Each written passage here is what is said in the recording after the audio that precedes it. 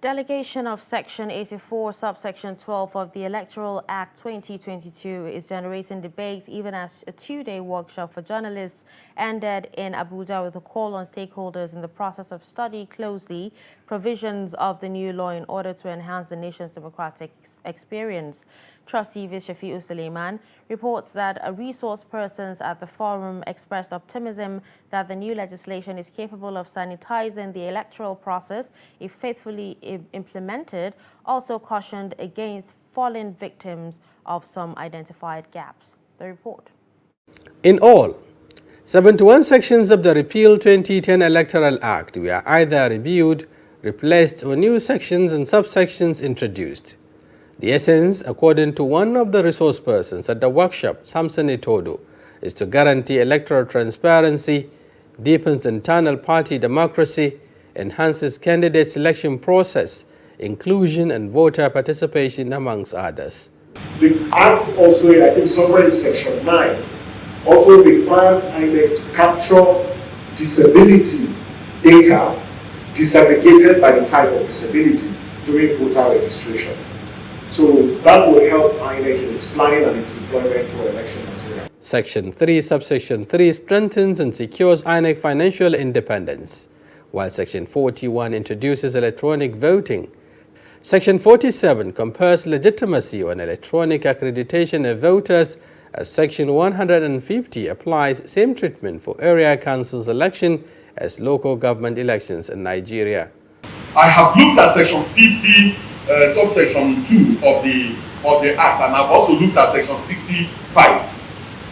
In one of the sections, in Section 50, the National Assembly talked about transmission of results. In Section 60, they talked about transfer of results. Legally speaking and semantically speaking, there is a possibility that both of them don't mean the same thing. Political parties under the new electoral law are in for a difficult time, as Sections 75, 82, subsection 5 introduce new timelines to meet, while Sections 29, subsection 6, 29, subsection 8, and 64, subsection 9 place heavy fines upon breach of provisions of the 2022 Electoral Act. Issues related to time of submission, time of withdrawal of candidates, issue of conduct of primaries. Conduct of primaries is one of the most controversial areas which has delayed the grant of assent by President Muhammadu Buhari over the Electoral Act 2022. Other resource persons, Dr. Abubakar Kari, Jide Ojo, Dr. Shuaib Danwanka, Festus Okoye, and Ezenwan Wago say the new piece of electoral legislation presents both an opportunity to right the wrongs in Nigeria's electoral processes and a recipe for increased litigations and conflicts. The legal fireworks have already started in respect of Section 82, Section 12. Even though many people believe that it's a very good law, that it prevents appointees from eating their cake and having it. What you used to have was that INEC officials can determine the outcome of elections. Electoral officers, the one they call EOs, can carry result sheets and ballot papers and bring to the home of a politician and print it.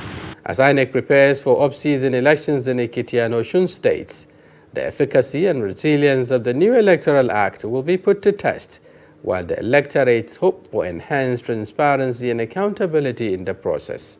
Shafi'u Suleiman, Trust TV News, Abuja.